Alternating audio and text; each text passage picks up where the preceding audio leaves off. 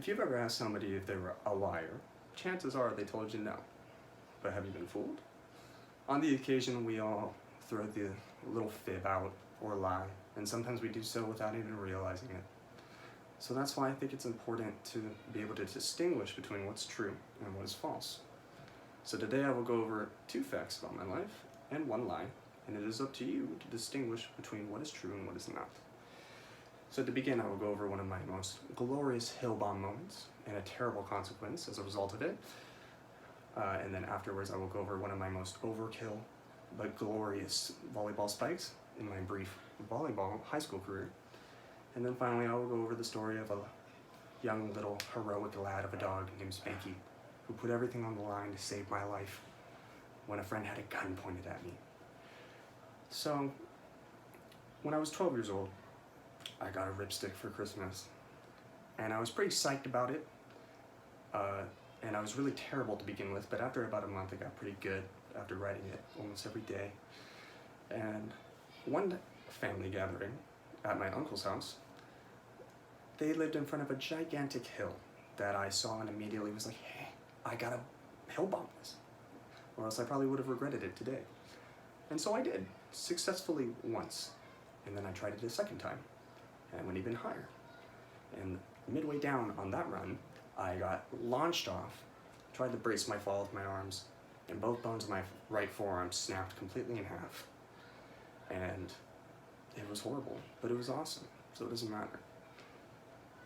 Years later, as a senior in high school, I was enrolled in the high school volleyball team, varsity, but we sucked because there was only like 8 of us. I don't even know how they made it work. But regardless, we went out there and we fought every game and we tried our best. And I remember one glorious game when we were down about 27 points. The setter passed me the ball in the cleanest set I think we've probably had all season. And me, not expecting the set, but yet yearning for the opportunity to show my moves, I jump up and I smack the ball down directly at the enemy center's face on complete accident. I didn't know what I was doing, but it was still probably the most glorious moment all season. Now, considering that story, let me take you back probably almost a decade back when I was like 7 years old, and I had this buddy that came over named Kimani, and we were obsessed with Nerf guns, and he would bring his every time, and we would always engage in this full-out war.